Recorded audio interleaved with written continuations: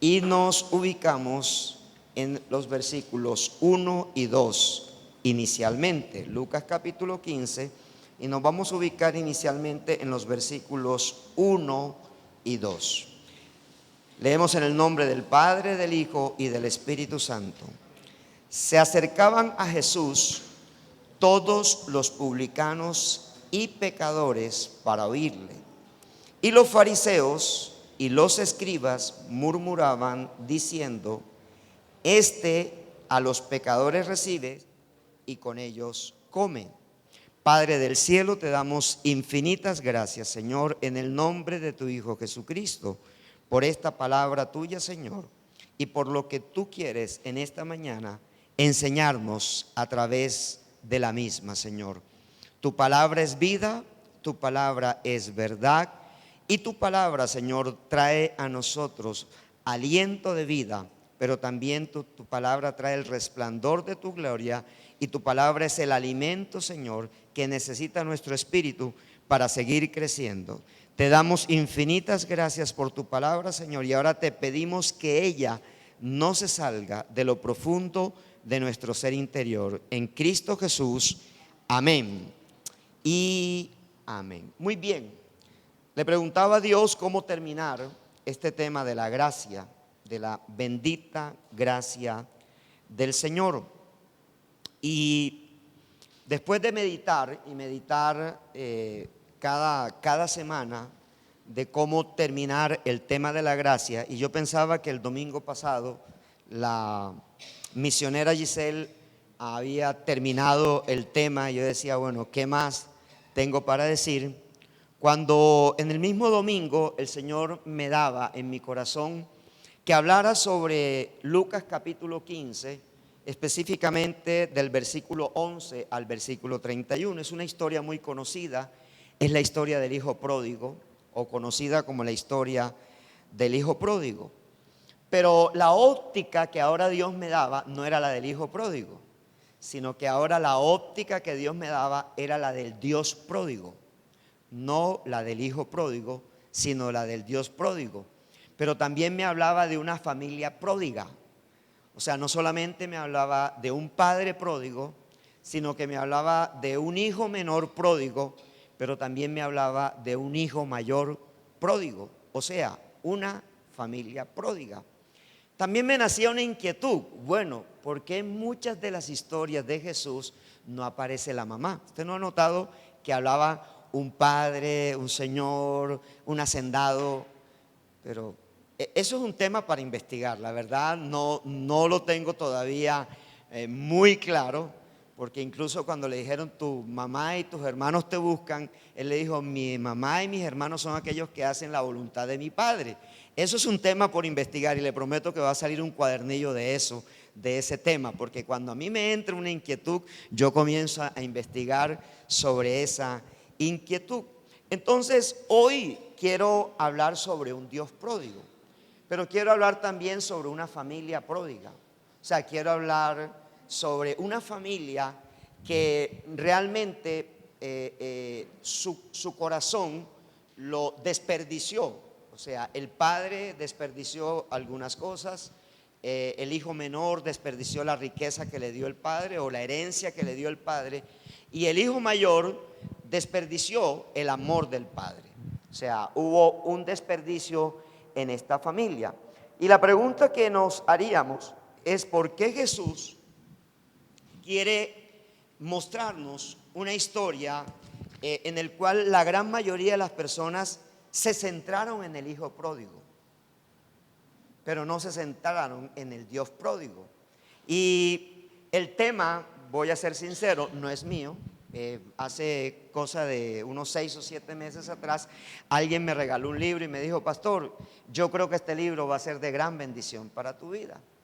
Y yo tomé el libro, y el libro dice El Dios pródigo, y me llamó la atención, porque tú siempre has escuchado del hijo pródigo, pero no del Dios pródigo. Y le comento que en una sola sentada me comí todo el libro. O sea, son 117 páginas. Me senté a las 2 de la tarde y lo solté a las 8 de la noche y me lo terminé completico. Y el libro impactó mi vida. O sea, me llenó, pero nunca encontré como una oportunidad compartir del mensaje que contenía esa escritura. Y lo tomé por segunda vez hace cosa de unos días atrás, menos de 30 días atrás, y comencé a subrayar ciertas inquietudes que me traía el libro y decía, wow, nunca había mirado esta historia de esta manera, que impactó mi corazón y que la verdad me hizo varias veces llorar, Y en este fin de semana, por ahí el jueves, tomé el libro nuevamente, me lo leí por tercera vez y el aprendizaje fue mayor. O sea, el aprendizaje, y de ahí estoy tomando, digamos, la idea central, más no el contenido de todo el mensaje, pero ese libro yo se lo recomiendo. Lo escribió un hombre que escribe hermoso, él se llama Tim Keller, es un bautista, escribe de una manera muy hermosa, y el título del libro se llama así, El Dios Pródigo. Es muy barato conseguirlo, vale 12,000 pesos. Quiero definir el concepto de pródigo, es lo primero que quiero definir, el concepto de pródigo. Y cuando me fui al diccionario de la Real Academia de la Lengua Española, trae 3 definiciones de pródigo. La primera definición es derrochador. Dice, aquella persona que malgasta todo lo que tiene. Es decir, si a ti te pagan la quincena y a los 2 días ya no tienes plata, tú eres un pródigo, o sea, eres un derrochador, ¿cierto? La segunda definición que encontré es generoso y me llamó la atención. Por eso yo decía, pero ¿por qué un Dios pródigo? O sea, hay un hijo derrochador, pero hay un padre generoso. O sea, un padre pródigo, porque la segunda definición de pródigo es generoso. Aquella persona que da sin medirse. Entonces, ahí fue cuando entendí por qué un Dios pródigo. Porque es aquella persona que da sin medirse. Dice la palabra en Juan 3:16 que de tal manera amó Dios al mundo que dio. ¿Cómo dio? Dio desbordante, o sea, dio todo lo que tenía a través de su Hijo. Y luego me lleva también a otra definición de pródigo, que es dadivoso. Y dice, aquel que produce muchos bienes. O sea, cuando una persona, un buen administrador no se conoce en la abundancia, un buen administrador se conoce en la escasez. Si tú quieres saber que tú eres buen administrador, no te puedes medir cuando entra mucho a tu casa o cuando entra mucho a tu empresa. Tú eres buen administrador es cuando tienes que definir cómo pagas tus compromisos y tienes poco para pagar. Entonces allí se conoce un administrador y por eso habla de la palabra dadivoso, aquel que produce muchos bienes cuando tiene poco. Entonces me surgió una pregunta que tal vez a ti va a comenzar a surgirte, porque voy a repetirte, este texto yo lo he manejado alrededor de unas 60 veces en encuentros. Cuando nosotros damos una conferencia en encuentros que tiene que ver con este tema, no te voy a dar el título de la conferencia ni de qué se trata, porque tienes que ir a un encuentro, ¿cierto? Y decía, wow, Señor, de verdad no podía entender. Y me vino un interrogante. Entonces el interrogante que me vino, y antes del interrogante, entonces yo comenzaba a analizar. Cuando tú revisas Lucas capítulo 15, a partir del versículo 3, hay 3 narrativas de cosas perdidas o de personas perdidas. La primera narrativa es la narrativa de un animal, la oveja que se pierde. Entonces en esa narrativa Jesús dice que hay una persona, en el versículo 3 dice, en el versículo 3 dice, entonces él le refirió esta parábola diciendo, ¿qué hombre de vosotros, teniendo 100 ovejas, si pierde una de ellas, no deja las 99 en el desierto y va tras la que se perdió hasta encontrarla? Y la narrativa termina en que el hombre asegura las 99 en el corral para que no se pierdan, pero él sale a buscar la oveja perdida, porque la oveja perdida simboliza en ese caso Israel, ¿sí? Y luego dice que cuando la encuentra llama a sus amigos, ¿y qué hace? una gran fiesta. Entonces, las narrativas comienzan con la pérdida de algo, con el encuentro de lo que se ha perdido y con una festividad, es decir, haciendo una fiesta. Ese capítulo tiene esas características. ¿Aló? Entonces, luego dice que una mujer se le pierde, tiene 10 monedas y se le pierde una. ¿Sí? ¿Y qué hace esa mujer? Es de noche y decide barrer toda la casa hasta encontrar la moneda. Y no contenta con encontrar la moneda, le quita el sueño a sus vecinos y los llama para celebrar que ha encontrado una moneda. ¿Qué quiere decir? Que aunque tenía 9 monedas, que eran más que una, la persona sabía que estaba incompleta si no encontraba la moneda. El hombre que tenía 99 ovejas no tenía que menospreciarse para ir a buscar la oveja perdida porque tenía 99 y cuando pariera la próxima que se aparearan, ahí podía reponer esa oveja perdida o más. Y luego llega a la parábola del hijo pródigo, que es el tema de la enseñanza del día de hoy. O sea, lo que te quiero decir es que para Dios todo aquello que se pierda implica que incompleta su reino. Todo aquello que está perdido no tiene al reino suyo, no lo tiene completo. Me hago comprender. Y cuando yo reflexioné sobre este pasaje, entonces comencé a entender que realmente la iglesia de hoy, y no me refiero a esta únicamente, aunque estoy predicando aquí, la iglesia de hoy no está preocupada por lo que está perdido. O sea, no hay una preocupación por lo que está perdido. Y obsérvate, tú viniste solo a la iglesia hoy. Y por lo general en el año, ¿cómo vienes? Solo. O sea, no hay una preocupación por el perdido. Y el tema de evangelizar es un tema de preocuparme por lo que a Dios le preocupa. ¿Aló? Es un tema de preocuparme por lo que a Dios le preocupa. Dios no nos ubica en un lugar porque sí. Dios nos ubica en un lugar para algo, porque hay un propósito. Dios no nos ubica en una iglesia porque sí, nos ubica en ese lugar porque hay un propósito. Amén. Entonces, si para Dios una cosa que se pierda es importante, y en este caso es una vida, para nosotros también tiene que ser importante. Entonces, el interrogante que quiero resolver o que en el pasaje se quiere mostrar es que, ¿qué fue lo que trató de enseñar Jesús con esto de la parábola que se conoce comúnmente como la parábola del hijo pródigo, pero que la debiéramos llamar la parábola del Dios pródigo? Entonces, yo voy a mostrarte dos escenarios. Primer escenario, voy a mostrarte dos hijos. Primer acto, y te voy a mostrar dos escenas en ese acto. La primera escena se llama el hijo menor. El hijo menor pródigo. ¿Sí? ¿Quién es este hijo menor? Acuérdese que la lectura del texto comienza con 2 versículos. Hay 2 tipos de personas. La primera persona son los recaudadores de impuestos y los pecadores. ¿Qué hacían ellos con respecto a Jesús? ¿Qué hacían ellos? Lo buscaban, querían oírlo, querían escucharlo, ¿sí? Y el hijo pródigo representa el versículo 1 de ese capítulo. O sea, representa a todos los cobradores de impuestos y todos los pecadores que en algún momento están buscando a Jesús, pero no saben cómo hallarlo. O sea, no saben cómo encontrarlo, ¿sí? Y debes entender que la palabra dice que Jesús vino por lo que se había perdido.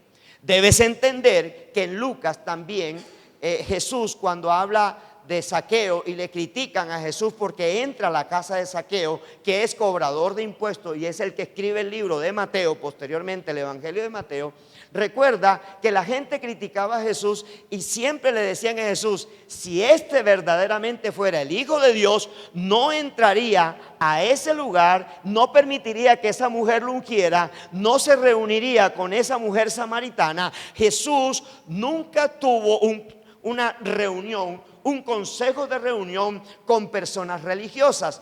Todo lo que Jesús buscaba era aquello que estaba perdido. ¿Aló? ¿Aló? ¿Estamos entendiendo? Entonces dije, wow, claro, la iglesia nunca va a crecer porque la iglesia apenas pasa por el curso de discipulado, deja de tener el fervor de invitar a otro a la iglesia. ¿Aló? O tú dices lo mismo que yo decía antes. No, cada quien que resuelva su problema, cada quien que busque a Dios, así como yo lo busqué. Y ahí está la equivocación nuestra. Ahí está la equivocación nuestra. Porque nosotros o somos hijos menores o somos hijos mayores. Uno de los dos. O sea, nos tenemos que establecer en alguno de los dos lados. Acordémonos que Jesús dice que Él vino por lo vil y menospreciado de este mundo. O sea, Jesús no vino a buscar lo mejorcito. Él le dijo a los religiosos de la siguiente manera, le dijo, el que está sano no tiene necesidad de médico, solamente tiene necesidad de médico el que está enfermo. Entonces, el hijo pródigo menor o el hijo menor que es pródigo representa a todo el que está enfermo espiritualmente hablando, porque la mayor enfermedad no es la física, sino es la enfermedad espiritual. Ahora observemos al hijo pródigo y entonces vamos a la parábola como tal. Y dice la escritura, también dijo, un hombre tenía 2 hijos y el menor de ellos dijo a su padre, Padre, dame la parte de los bienes que me corresponde, y le repartió los bienes. No muchos días después, juntándolo todo, el hijo menor se fue lejos a una provincia apartada y allí desperdició sus bienes, viviendo perdidamente. Y cuando todo lo hubo malgastado, vino una gran hambre en aquella provincia y comenzó a faltarle, y fue y se arrimó a uno de los ciudadanos de aquella tierra, el cual le envió a su hacienda para que apacentase cerdos. Y deseaba llenar su vientre de las algarrobas que comían los cerdos, pero nadie le daba. Y volviendo en sí dijo, ¿cuántos jornaleros en casa de mi padre tienen abundancia de pan, y yo aquí perezco de hambre? Me levantaré e iré a mi padre y le diré, Padre, he pecado contra el cielo y contra ti, ya no soy digno de ser llamado tu hijo, hazme como a uno de tus jornaleros. Y levantándose, vino a su padre. Y dejémoslo allí por el momento. Entonces, ¿qué caracteriza al hijo menor? Lo que caracteriza al hijo menor es que quiere la herencia del padre, pero no quiere la cobertura del padre. Eso es lo que quería el hijo menor, la herencia del padre, pero no la cobertura del padre. Él le dijo a su padre, quiero la parte de mi herencia ahora, antes de que te mueras. En la sociedad judía, en la sociedad israelita, ¿sí? El padre era la máxima autoridad y la distribución de la herencia no se hacía sino hasta la muerte del padre, pero ya el padre había dejado el testamento. Y de acuerdo a la distribución judía de la herencia, al hijo mayor le correspondía siempre las 2/3 partes de la herencia. Las 2/3 partes de la herencia le correspondía al hijo mayor, y al hijo menor le correspondía apenas 1/3 parte. Ahora, cuando los hijos eran numerosos, el mayor tenía el 50% de la herencia y el resto de hijos se tenían que repartir el otro 50%. ¿Me hago comprender? Entonces, para un hijo mayor, su primogenitura no solamente significaba el poder reemplazar al padre espiritualmente, sino el poder disfrutar de una mejor herencia por adquirir esa responsabilidad. ¿Aló? O sea, yo quiero que tú puedas entender, porque cuando Dios le dice a Israel, tú eres mi hijo, yo te escogí, Él es el primogénito de toda la creación de la tierra. O sea, por lo tanto, a Israel le pertenece toda la creación, le pertenece todo lo que Dios ha creado en un 50% como mínimo. ¿Estás entendiendo? Y el hijo menor está rompiendo las reglas de juego de ese momento. Aún las mismas reglas de juego de Moisés está rompiendo. Dice, él está haciendo una petición insultante, salida de tono y fuera de las reglas de la distribución de la herencia. Y aquí es donde viene la aplicación. Mucha gente quiere que Dios le otorgue sus beneficios, pero no quiere sujetarse a Dios. ¿Estamos entendiendo? Hay gente que viene los domingos a la iglesia para que le vaya bien en la semana, pero no tiene otra motivación diferente, porque en la semana ni ora ni lee la palabra. O sea, en la semana no busca a Dios. Entonces la única motivación que la persona tiene es ir a cumplirle a Dios, pero no ama a Dios. O sea, no tiene un amor por Dios. Ahora, las personas en este mundo secularizado desean siempre estar lejos del Padre, pero quieren recibir la herencia del Padre aún sin trabajar por ella. Porque este hijo menor no había trabajado, este hijo menor no había adquirido las riquezas, pero él quería los beneficios de la riqueza. Amén. Ahora, él, ¿qué era? Era un despilfarrador de herencia. O sea, si el padre, cuando se acabó la plata, le hubiera mandado más dinero, ¿qué hubiera pasado? También se la hubiera gastado, mal gastado. Y si le hubiera vuelto a mandar, ¿qué hubiera hecho?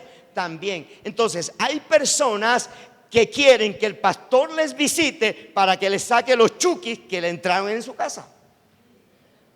Hay personas que quieren que el pastor les visite y les ore por la casa porque quieren que les vaya bien, pero no quieren a Dios, ni quieren esta iglesia y menos al pastor, porque la gente no se va de la iglesia, la gente huye del pastor. De eso es lo que huye la gente huye del pastor, ¿sí? Ahora, si es un mal pastor que huya, yo también huiría, ¿sí? El tema es cuando lo que predica tu pastor te exhorta, o lo que predica tu pastor llega directo a tu corazón y tú no lo aceptas porque tienes una mente secularizada, una mente del mundo. Y cuando tenemos una mente del mundo, no aceptamos lo que se nos enseña en la iglesia. Porque la iglesia no es para que tú hagas después la encuesta de satisfacción y diga, me gustó la prédica, me gustó la alabanza. No, no. En la iglesia no se puede aplicar encuesta de satisfacción. Porque en la iglesia se viene a recibir lo que Dios quiere hablar. Dale un aplauso al Señor. Eso es lo que se viene a recibir. No es que yo uso el cabello largo porque a mí me da la gana. ¿Dios lo quiere largo?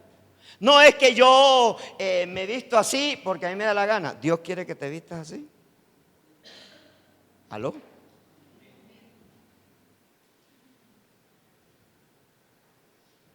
Hay cosas que no se las consultamos a Dios, las decido yo, pero no se las consultamos a Dios. Muchas cosas no se las... Es más, el 99.99 de las cosas nunca se las consultamos a Dios. Solo le consultamos a Dios cuando estamos hundidos. Solo buscamos a Dios cuando estamos hundidos. Ahora, ¿cómo reaccionó este hijo perdido? La misma escritura dice que él recapacitó, dice, volvió en sí. Él volvió en sí y dijo, no, en la casa de mi padre hay mucha abundancia de pan. ¿Usted está entendiendo? Jesús dijo, yo soy el pan de vida, cómanme a mí. Muchos de nosotros tenemos una teología católica tratándola de meter en una iglesia cristiana. Muchos de ustedes hoy no están copiando la predicación. ¿Sabe por qué? Porque usted solamente quiere escuchar un mensaje, pero en 2 días se le olvidó el mensaje. No lo conoce. Y si tu hijo no te ve escribir a ti un mensaje, tu hijo no lo escribe. Y si tú no escribes un mensaje, ¿cómo reflexionas lo que Dios te habló? ¿Cómo tú vas a reflexionar lo que Dios te habló? Un mensaje te puede servir para dar 5 enseñanzas a tus hijos en la casa en la semana. Solo eso, solo hacer eso. Recapacitó. Dice el versículo 14 que él volvió en sí. Antes de que tú tengas arrepentimiento, tienes que tener conciencia de pecado. Si tú no tienes conciencia de pecado, nunca te arrepientes. Antes de que tú tengas arrepentimiento, debes tener conciencia de pecado. En otras palabras, debes ser consciente que eres pecador. Y yo a mis 36 años tuve que reconocer que yo era un delincuente de cuello blanco, que yo lavaba dólares, que yo era sinvergüenza y me prestaba para las cajas de cambio a cambio de que ellos me facilitaran el dinero que yo necesitaba, pero yo estaba lavando dinero ahí. Entonces, yo no puedo, y así le sucede a muchos creyentes, ¿sí? En estos días alguien me dijo, no, yo ni me entero de cómo entra la plata, yo solamente hago la operación. Hermano, es lo mismo. ¿Estás entendiendo? Es lo mismo. Es lo mismo. ¿Sí? Y a veces nos sabemos así. A veces tú sabes que estás trabajando con una empresa ilegal, pero como te pagan bien, no te sales de ella. Porque en la Biblia el pecado comenzó por el estómago? ¿Qué fue lo que le propuso la serpiente a Eva? Que comiera del fruto prohibida. Entonces fue un problema de estómago. Y el pecado siempre será un problema de estómago. Por eso se resuelve: la cena del Señor no la debe tomar conscientemente aquel que todavía practica pecado. No la debe tomar. Yo no te la tengo que prohibir, pero tú tienes que ser consciente si la tomas o no la tomas. Porque tú tienes que revisarte. ¿Aló? Yo sé que no va a ser un aplauso en este momento. ¿Sabe qué le dice el Señor a sus discípulos? Separados de mí, nada pueden hacer. Casi siempre la manera como el hijo pródigo reflexiona de sus actos malos y pecaminosos es cuando se encuentra en la inmunda.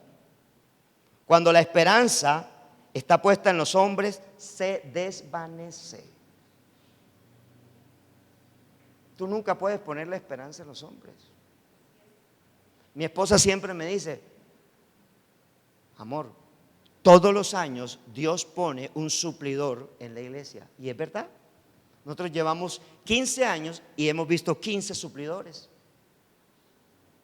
O sea, siempre hay alguien que está asumiendo la carga. Eso lo pone Dios. Eso no lo pones tú.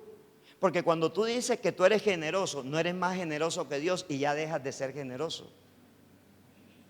Porque tú eres generoso cuando te desprendas del 100% de tu sueldo y no te vas a desprender. Dios tampoco te lo está pidiendo. ¿Estás entendiendo? Cuando tú dices, no, es que yo a Dios le doy el 30%, le sirvo el 30%, otro dice, yo le sirvo el 60%, Dios quiere el 100%. Dios quiere perturbarte a las 3 o a las 4 de la mañana que vengas a orar aquí, pero tu sueño es más importante que el llamado de Dios. ¿Aló? ¿Aló? En los versículos 15 y 16, el hijo menor decide buscar una fuente de ingreso, pero el resultado es que sigue pasando hambre, porque esa hambre no podía ser saciada con alimento natural, sino espiritual. Mira lo que dice el versículo 15.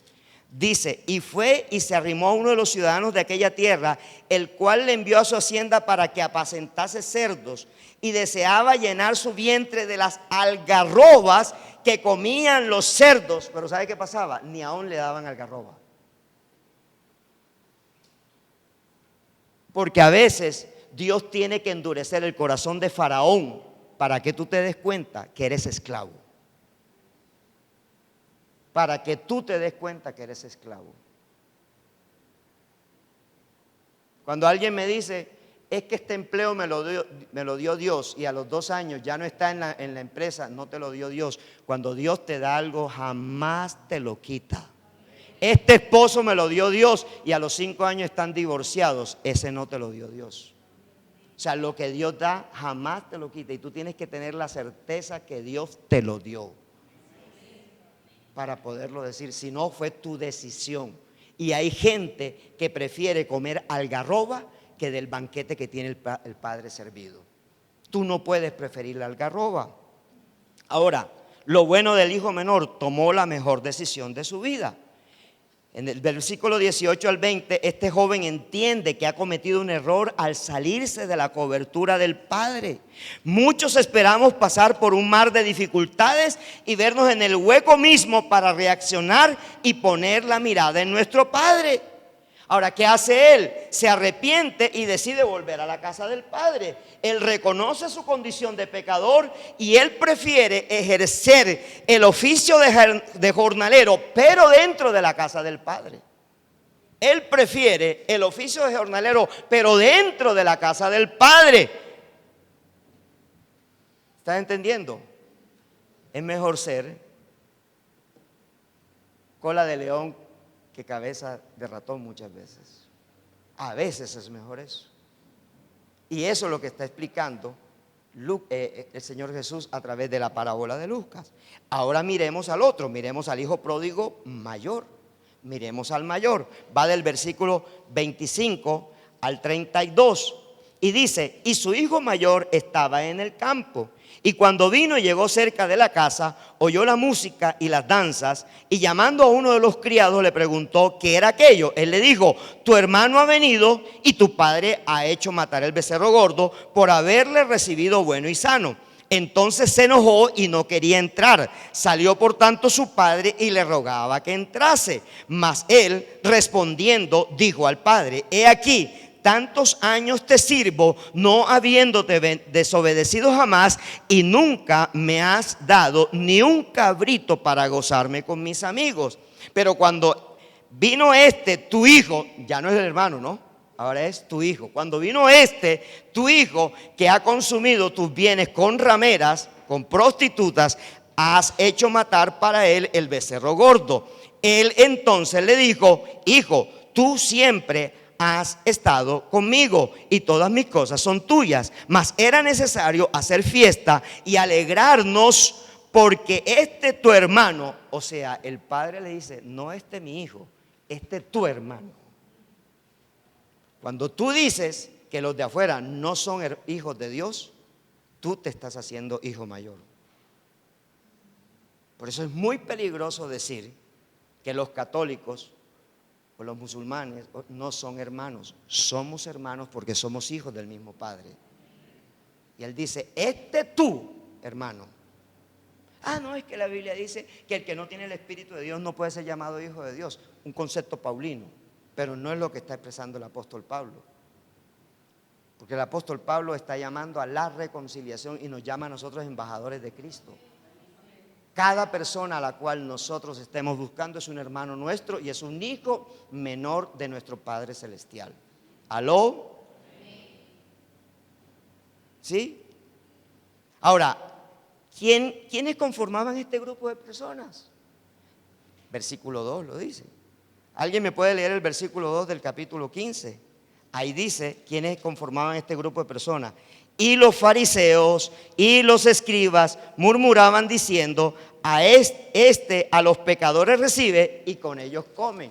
¿Quién es el hijo mayor? El religioso, el moralista, el que se cree dedito parado delante de Dios, el que dice yo siempre obedezco a Dios, yo siempre estoy en la raya, yo oro todos los días, yo ayuno 35 veces al mes, yo ayuno todos los días, yo ayuno 390 días al año y el año nada más tiene 365. Ese es el hermano mayor.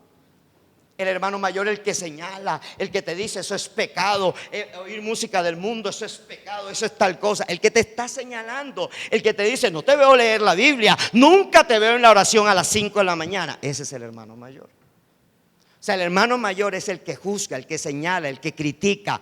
¿Sabes algo? He entendido que cuando yo critico a alguien me estoy criticando a mí mismo. Eso lo he entendido yo. Entonces, cada vez que tú me digas algo de alguien, no te voy a contestar. Y cada vez que tú me mandes por el WhatsApp una necedad, no te la voy a contestar. ¿Sabe por qué? Porque he entendido que yo no tengo que juzgar a otro. Yo sé que le doy palito Ortega a la alabanza, pero un día el Señor me dijo, y cuando no tenías nada, ¿qué me ofrecías? Me exhortó. Entonces yo no tengo que venir a darle palito Ortega, sino tengo que venir a ayudarles a que ellos crezcan de acuerdo a lo que Dios me dio a mí. porque yo me puedo ir, ¿sí? Y la alabanza sonó bonito y siempre en el carro hay alguien que dice, sí, pero ese es el hermano mayor. Ese es el que está juzgando, porque tú no estás parado allí. O cuando dice que fulano de tal no predicó bien, pero cuando tú predicas, escúchate el mensaje y dile a otro que te critique el mensaje. Cuando yo expongo mi predicación, tú me estás juzgando a mí y tienes el derecho de hacerlo, porque yo la publico. Y tú me ayudas a que yo no sea el hermano mayor, sino que siempre me vea como el hermano menor. Y estamos en un proceso de aprendizaje, porque el primero en que le está cayendo el guante de todo esto soy yo. Soy yo. ¿Sí? Dice el versículo 15:2, por eso los fariseos y los maestros de la ley se quejaban de Jesús. Se juntaba con semejantes pecadores y hasta comía con ellos. Ahora, ¿qué caracterizó al hijo mayor? Del versículo 12 al 13 lo encontramos. Se portan bien porque quieren recibir los elogios del Padre. Ay, es que como yo soy obediente, a mí me dio la camioneta. Ay, mira la casa que me dio. Eso es por mi obediencia. Es el hijo mayor. ¿Aló? Ay, es que, sí, la empresa creció. Ay, eso es porque yo le sirvo al Señor. Hijo mayor. Alguien me dijo en estos días, ay, es que yo estoy preocupado. Estoy preocupada porque si a mí me bajan del ministerio, entonces yo no sé para qué iglesia me voy a ir. Entonces está preocupada por el ministerio, no por la misma persona. ¿Me hago entender? Porque tú tienes que preocuparte por ti. Cuando yo me paro aquí, debo saber mínimamente si estoy bien con Dios y con mi familia. Mínimamente, porque puedo caer en pecado de pararme aquí y no estar bien ni con Dios, ni con mi familia, ni con la iglesia, ni con el prójimo. ¿Aló? Eso es algo que tenemos que revisar. Y comienzo por mí. No me estoy excluyendo. Yo me vi en esta historia como hermano mayor. Yo en esta historia me vi como hermano mayor. Y esto me ha hecho reflexionar a mí. ¿Qué caracterizó a este hijo? Se porta bien porque quiere recibir los elogios del Padre. El versículo 25, como dice, mira lo que dice el 25. Y cuando vino y llegó cerca de la casa, oyó la música y la danza. Y llamando a uno de los criados le preguntó qué era aquello. Y él dijo, tu hermano ha venido y tu padre ha hecho matar al becerro gordo. Entonces se enojó y no quería entrar. Ahora, cuando respondió el padre, es el versículo 29, dice, he aquí tantos años te sirvo, no habiéndote desobedecido jamás, y nunca me has dado ni un cabrito para gozarme con mis amigos. Y aquí voy a confesarle un pecado mío. Yo llevaba varios tiempos peleando con Dios porque desde que perdí la casa no la había recuperado. ¿Y sabe qué me dijo Dios? ¿Y si yo no te la quiero dar, qué? ¿Qué? ¿Estás entendiendo? ¿Y si yo te quiero quitar la iglesia, qué? ¿Y si yo quiero quitarte a tus hijos, qué? ¿Me dejas de servir por eso? ¿Cuántos ministerios han crecido después de la muerte de uno de los hijos? ¿Cuántas iglesias han crecido después de la pérdida de algo? ¿Quiénes somos nosotros para juzgar a Dios? Si Él es hacedor de todo bueno. ¿Aló? Él es hacedor de todo bueno. Y yo reconozco, y mi esposa lo sabe, está aquí, que le he criticado, que le he pataleteado, que lo he juzgado. ¿Y si Él quiere y manda un rayo y me parte, qué? ¿Y si Él llega y me manda muerte, qué? No monta otro y sigue su obra. Porque mi actitud tiene que ser la de hijo menor. Sentirme siempre como perdido. Sentirme siempre que lo necesito a Él. Volver en sí, arrepentirme y decirle, debo volver a la casa de mi padre. Esa debe ser mi actitud. No tiene que ser otra. ¿Estás entendiendo?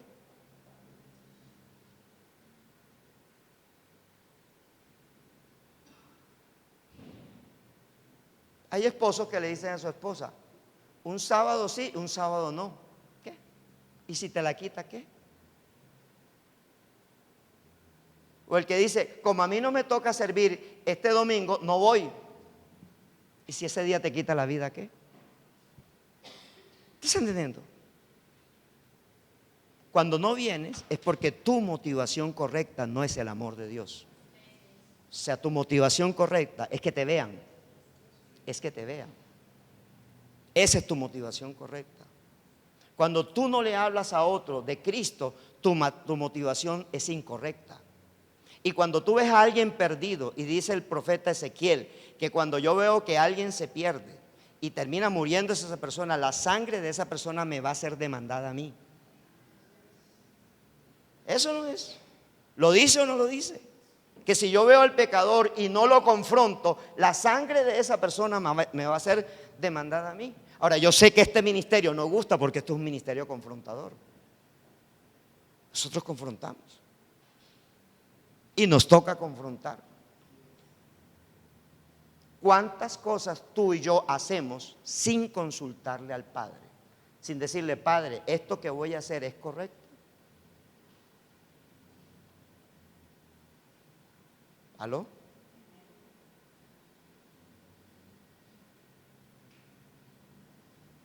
Es importante. Es importante. ¿Sabe por qué no se salía el hijo mayor de la cobertura del padre? Por conveniencia. Porque entre otras, si usted lee bien el versículo 12, el 13, el padre le repartió a los dos la herencia en vida. A los dos. Quiere decir que ya el hijo mayor tenía la herencia. ¿Qué es la herencia para Israel? Todas las bendiciones de Dios están listas para Israel. Es el pueblo del pacto, es el pueblo. Todo israelita produce riqueza porque Dios le ha dado esa gracia. El día que se la quiera quitar, se la quita. Por esa sencilla razón. ¿Sabe qué le dijo él al padre? Todos estos años he trabajado para ti como un burro y nunca me negué a hacer nada de lo que me pediste. Y en todo este tiempo no me diste ni un cabrito para festejar con mis amigos. Sin embargo, cuando este hijo tuyo regresa después de haber derrochado tu dinero con prostitutas, matas el ternero más gordo para celebrar de ese insolente. Primera de Marcos.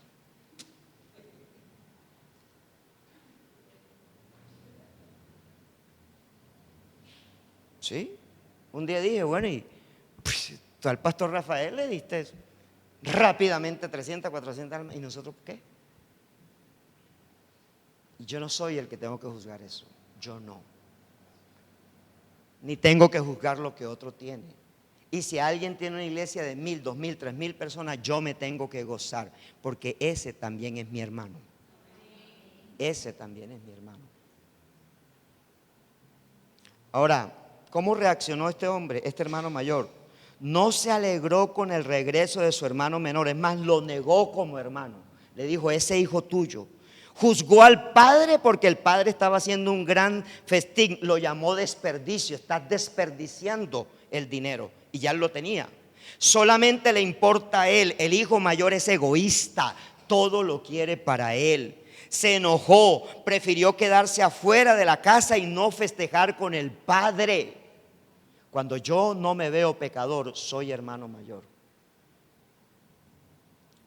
¿Sabe cuál fue la decisión de la vida de este hombre?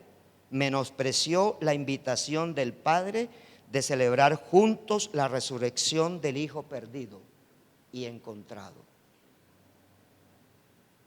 Tú y yo no estamos para juzgar a nadie. Y aquí hay gente que se ha equivocado. Aquí hay gente que ha destruido su matrimonio. Y cuando yo he querido hablar, he dicho, Señor, no puedo juzgar. No sé. No sé. Yo no sé. No sé. De verdad no sé. Y quiero mantenerme en esa línea. Y quiero pedirle al Espíritu Santo que esta iglesia no hable mal de nadie para nada. Si alguien se equivocó, se equivocó. Si no te gustó la alabanza no tocó para ti, tocó para Dios. Y lo importante, si no te gustó como el hermano te recibió en la puerta, él no está ahí para recibirte a ti, él está para recibir a Dios, y es Dios el que se tiene que agradar y es Dios el que lo tiene que juzgar. Si un maestro de niños se equivocó, yo no soy el pastor para juzgarlo, simplemente le tengo que decir: revisa si las cosas las hiciste bien o no las hiciste bien, solo revisa. Y si tú pecas, yo no te voy a juzgar, pero que el día que yo peque, no quiero que tú me juzgues, porque quiero que entiendas que, vista esta parábola desde esta manera, todos somos pecadores. Todos estamos perdidos y Él decidió rescatarnos. Y termino con el principal de esta enseñanza, el Padre pródigo. Está del versículo 20 al 24 y luego al 32. ¿Y quién es el Padre de la historia narrada por Jesús? Sabemos que es nuestro Padre celestial, amén. Ahora, ¿cuáles son las características de ese Padre pródigo? Mira, en el versículo 12 dice que Él repartió sus bienes entre los dos hijos. ¿Sabes qué hizo el padre? Rompió el protocolo. Cuando alguien te ofende, Dios espera que tú rompas el protocolo.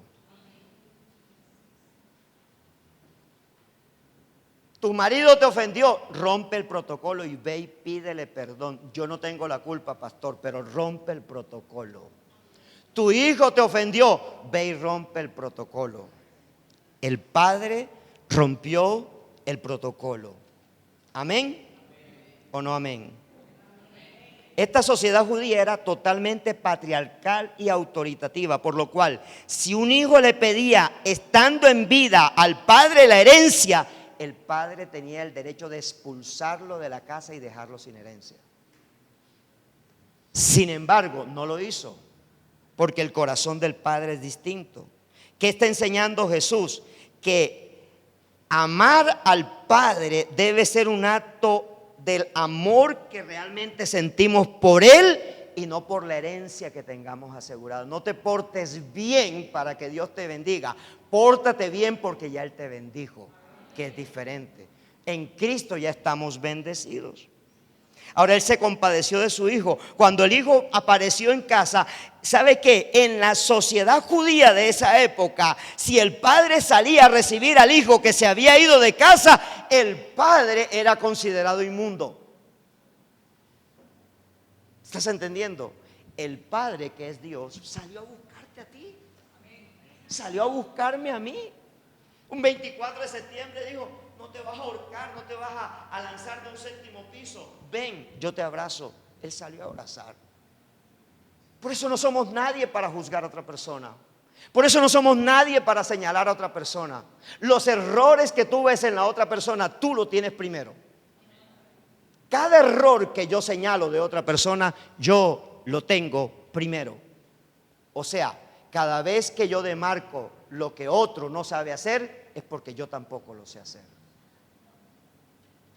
¿Aló? Se compadeció de su hijo perdido.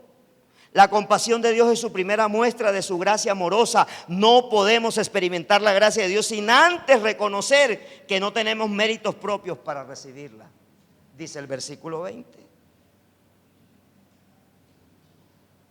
¿Aló? ¿Sabes qué hizo el Padre? Se despojó de su gloria y se revistió de humildad. Él salió corriendo al encuentro de su hijo, lo abrazó y lo besó y olía a más que mico.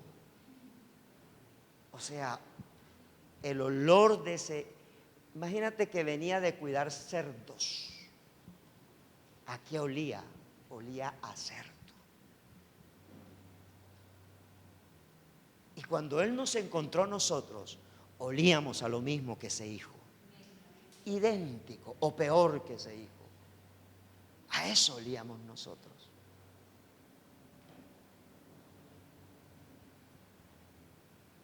Por eso tú y yo no le podemos dar miseria de nuestro ser a Dios. No le podemos dar miseria. No es que yo no vengo el viernes porque mi culto es el domingo. Miserias. No es que yo vengo el viernes porque me toca servir el domingo. Miserias. Porque el domingo que no te toca servir no vienes el viernes.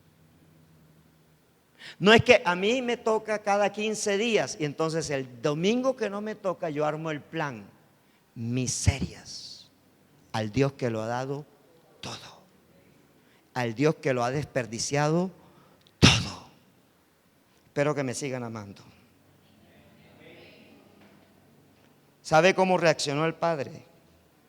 Hay dos escenas y aquí termino. Frente a su hijo menor, él estaba esperando el regreso de su hijo perdido. Cuando el hijo regresa, no lo juzga. El hijo dice: Padre, he pecado contra el cielo y contra ti, no soy digno que me llames tu hijo. Y él no le responde nada, porque el padre no responde nada. Lo abrazó, lo besó. ¿Sabe qué le dijo? ¿Sabe qué hizo? Cubrió su desnudez. Traigan pronto la mejor ropa para vestirlo. Pónganle también un anillo en el dedo y sandalia en los pies. El vestido representa nueva identidad, el anillo nueva autoridad y las sandalias un nuevo propósito de Dios. Dios te dio nueva identidad, te dio nueva autoridad y te entregó un nuevo propósito. Eso es lo que Dios te entregó, un nuevo propósito, una nueva identidad, una nueva santidad. No menosprecies con ramera lo que Dios ya pagó en una cruz, lo que desperdició en su hijo en una cruz. Tu dinero tiene que servir para el reino, porque si no sirve para el reino, no sirve tu dinero, por el mejor diezmador que tú seas de esta casa. Y frente a su hijo mayor, lo invita a celebrar la aparición de su hermano menor. Por eso sale a suplicarle al hijo mayor que entre a la fiesta. Él pasa por alto la ofensa y la soberbia de su hijo mayor.